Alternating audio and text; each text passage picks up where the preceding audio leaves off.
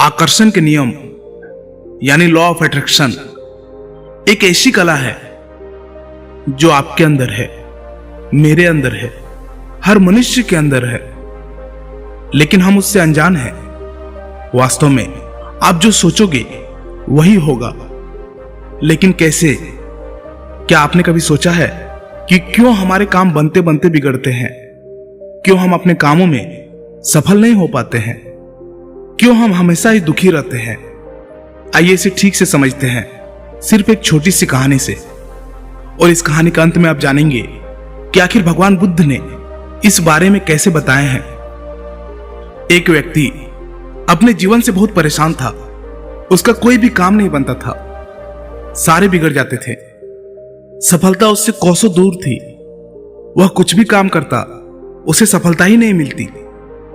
इसके चलते उसके घर में हमेशा अशांति ही रहती थी, हमेशा क्लेश से भरी रहती थी। उसे एक ऐसी मंत्र की जरूरत थी जिससे उसके घर में शांति मिल सके और सब परेशानियां खत्म हो सके। उसने कई लोगों से, कई ज्ञानियों से, विद्वानों से एक मंत्र की मांग की जिसको पढ़ने से उसकी सारी परेशानियां, सारे दुख दूर हो जाएंगे। लेकिन उन ज्ञानी लोगों ने, उन विद्वानों ने उन्हें बहुत सारे ऐसे मंत्र दिए जिससे उसकी परेशानी दूर हो सके। उसने सारे मंत्रों को अपनाया, लेकिन कोई भी मंत्र काम नहीं आया। कुछ दिनों के बाद वह व्यक्ति एक गुरु के बारे में सुना। उसने सुना कि इस गांव में एक गुरु रहते हैं जो सबके दुखों का निवारण करते हैं। उसने सोचा कि क्यों ना उस गुरु से मिलकर कोई मंत्र ले ले ताकि उसके सारे दुख दूर हो सके। उसने उस गुरु को खोजता हुआ एक जंगल में पहुंच गया और जंगल में उसे एक आश्रम दिखाई दिया। वहां उसे गुरु मिला। उसने गुरु से कहा, गुरुदेव, मैं बहुत दुखी हूं, परेशान हूं, कृपया मेरे दुख हर लो। गुरु मुस्कुराए और बोले, इस दुनिया में तो सभी लोग एक से बढ़कर एक दुखी हैं। तुम कितने बड़े दुखी हो? व्यक्ति ने कहा, मैं सबसे ज्यादा दुखी हूं। फिर गुरु ने कहा, मुझसे क्या चाहिए? व्यक्ति ने कहा, मुझे एक ऐसी मंत्र चाहिए जिसे पढ़ते ही मेरी सारी परेशानियां खत्म हो जाए। गुरु ने कहा, मंत्र ऐसे नहीं मिलते, उसके लिए कुछ करना पड़ता है। अगर मैं तुमसे कुछ करने के लिए कहूं तो क्या तुम करोगे? और जैसा मैं कहूंगा वैसा ही करना होगा। व्यक्ति ने कहा, बिल्कुल बिल्कुल गुरुदेव, जैसा आप कहेंगे मैं वैसा ही करूंगा। जो नियम आप बताएंगे मैं वही करूंगा। सारे यज्ञ, हवन, पूजा पाठ सब कुछ करूंगा, कुछ भी नहीं छोड़ूंगा। गुरु ने कहा, यह सब तो बहुत आसान चीजें हैं। मंत्र पाने के लिए बड़ी कठिन मेहनत करनी पड़ती है, क्या तुम कर पाओगे? व्यक्ति ने कहा, गुरुदेव, क्या मुझे दहकते अंगारों पर चलना होगा? गुरु ने हंसते हुए कहा, नहीं नहीं, इतना आसान काम भी नहीं है। गुरु की यह बात सुनकर वह व्यक्ति की हालत खराब हो गई। वह सोचने लगा, पता नहीं गुरुदेव मुझसे क्या करवाना चाहते हैं। हर चीज इन्हें बहुत आसान ही लग रही है, तो कठिन काम क्या है?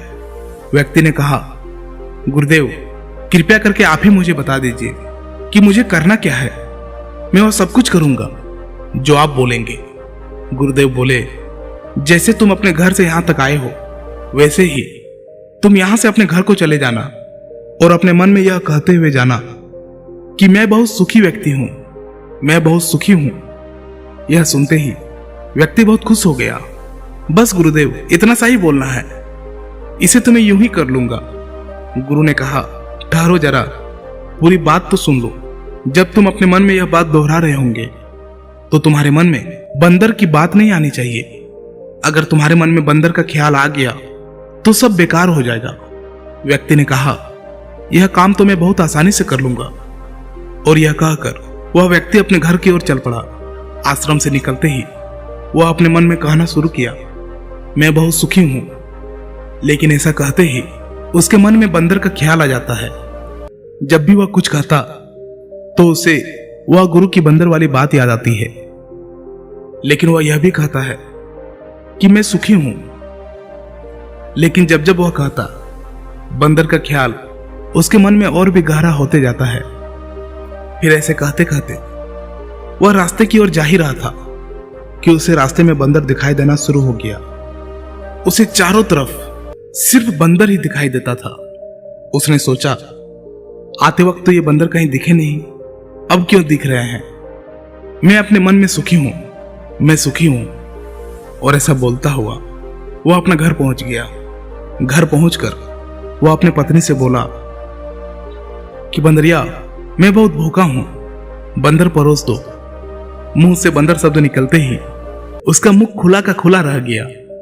उसकी सारी मेहनत पर पानी फिर गया। उसने सोचा कि आज से कभी उसके मन में बंदरों का ख्याल तो नहीं आया था, तो आज कैसे आ रहा है? और उसे हर जगह बंदर ही बंदर दिखाई दे रहा था। वह सब कुछ छोड़कर भागते हुए गुरु के आश्रम पर जा पहुंचा। आश्रम में पहुंचकर वह गुरु के चरणों में गिर पड़ा और बोला, गुरुदेव, ये क्या हो गया? मुझे कुछ समझ में ही नहीं आ रहा है। मुझे तो हर जगह सिर्फ बंदर ही बंदर दिखाई दे रहा है। ऐसा क्यों गुरुदेव? आपने कहा था कि बंदर का ख्याल भी नहीं आना चाहिए, लेकिन मेरे तो जुबान पर ही बंदर बैठ गया है। आज से पहले इतने बंदर कभी नहीं दिखे। आपने जो मंत्र दिया था वह भी नष्ट हो गया, मुझे मंत्र मिला ही नहीं। गुरु ने कहा, तुम्हें मंत्र मिल चुका है, सिर्फ तुम्हें उसका उपयोग करना सीखना है। लेकिन गुरुदेव, जैसा आपने कहा मैंने तो वैसा बिल्कुल ही नहीं कर पाया, फिर मंत्र कैसे काम करेगा? गुरु बोले, पहले तुम इस मंत्र को समझ लो। अगर तुमने इसे ठीक से समझ लिया तो यह मंत्र अवश्य ही काम करेगा। फिर उस व्यक्ति ने कहा, गुरुदेव, कृपया करके मुझे जल्द ही समझाइए, मैं समझने के लिए तैयार हूं। फिर गुरु ने कहा, समझने के लिए तुम्हें एक बात का हमेशा ख्याल रखना होगा कि तुम्हें बंदर का ख्याल नहीं आना चाहिए। यह सुनकर व्यक्ति गुरु के चरणों में गिर गया और बोला, मुझे तो आपके पीछे भी बंदर ही दिखाई दे रहा है। देखिए, उस पेड़ पर केला खा रहा है। उनकी यह बात सुनकर गुरुदेव जोर से हंस पड़े और बोले, हमारा मन ही हमारा मंत्र है। हमारे साथ वही होता है जो हमारे मन के अंदर उसके गहराइयों में चल रहा होता है। जैसे कि तुम पहली बार आश्रम में आए थे तो तुम्हें वे बंदर दिखाई नहीं पड़े, और अगर एक दो बंदर तुम्हें दिखाई भी पड़ा होगा तो वो तुम्हारे ध्यान में नहीं गया होगा, क्योंकि तुम्हारे मन के अंदर में बंदर थे ही नहीं। लेकिन जब तुम यहां से वापस गए तो तुम्हारे मन के गहराइयों में जो होना चाहिए था वह तो तुम्हारे जुबान पर था कि मैं सुखी हूं, लेकिन यह शब्द मन के गहराइयों में नहीं था। तुम जिस चीज से बचना चाहते हो वही तुम्हारे मन की गहराइयों में पहुंच जाती है। तुम बंदर से बचना चाहते थे तो तुम्हारे मन के गहराइयों में बंदर ही बैठ गया, इसलिए हर जगह तुम्हें बंदर ही बंदर दिखाई पड़ रहा था। जहां बंदर नहीं भी था वहां भी तुम्हें दिखा, जैसे तुम्हारी पत्नी में, तुम्हारे भोजन में, और तुमने मुझ में भी बंदर ही देखा। इसीलिए इसे ठीक से समझो। मन की गहराइयों में अगर यह मंत्र है कि मैं दुखी हूं, मेरे पास कम है, तो तुम्हारे पास जितना भी आ जाए तुम्हें कम ही लगेगा। अगर किसी के मन की गहराइयों में यह बात है कि मैं सुखी हूं, मेरे पास बहुत है, तो उसके पास जितना भी है उसे हमेशा अधिक ही लगेगा, फिर चाहे उसके पास चीजें कम क्यों ना हो। और अगर उसके पास दुख भी हो गया तो उसमें वह सुख निर्मित कर ही लेगा। जो भीतर से दुखी रहता है उसके पास 36 प्रकार का व्यंजन रहते हुए भी वह दुखी ही रहेगा। और ठीक उसके विपरीत, जो भीतर से, जो मन से सुखी रहता है, उसके पास अगर सिर्फ 2 सूखी रोटी भी है तो उसे खाकर वह हमेशा सुखी ही रहेगा। इसीलिए मन में जैसी धारणा लगाओ वैसे ही तुम्हें मिलेगा, जिस प्रकार तुमने बंदर ढूंढ लिए। फिर गुरुदेव ने कहा, अब तुम्हें समझ में आया होगा कि तुम इस मंत्र को कैसे सिद्ध करोगे। व्यक्ति ने कहा, गुरुदेव, मैं समझ गया हूं। हम जो हमेशा सोचते हैं वही हमारे मन में भी बैठ जाती है। मैं लगातार शब्दों का उच्चारण मुंह से जरूर कर रहा था, पर मेरी सोच तो बंदरों पर ही चल रही थी, इसलिए वह मुझे दिखाई दिया। इसी तरह मैं सुख चाहता हूं, लेकिन मेरे मन में तो दुख ही बैठा हुआ है और मेरे सब काम बिगड़ने लगते हैं। क्योंकि मैं हमेशा ही उल्टा सोचता रहता हूं और इसीलिए यह मंत्र भी उल्टा ही हो जाता है। वास्तव में हमारे मन में जो भी चलता है वह एक साधना की तरह ही होता है। अगर कोई सच्चे मन से साधना करता हो तो उसे फल अवश्य ही मिलेगा। अगर मन में हम गलत सोच विचार रखेंगे तो हमें उसका फल भी गलत ही मिलेगा। इसीलिए अच्छी सोच, अच्छे विचार रखेंगे तो फल भी अच्छा ही मिलेगा। और वह व्यक्ति गुरु को धन्यवाद करके वहां से चला गया। मित्रों, बुद्ध ने इस बारे में कहा है कि हम अपने विचारों से अपनी दुनिया बनाते हैं, लेकिन हमारे पास दोनों तरह के विचार होते हैं, सकारात्मक और नकारात्मक।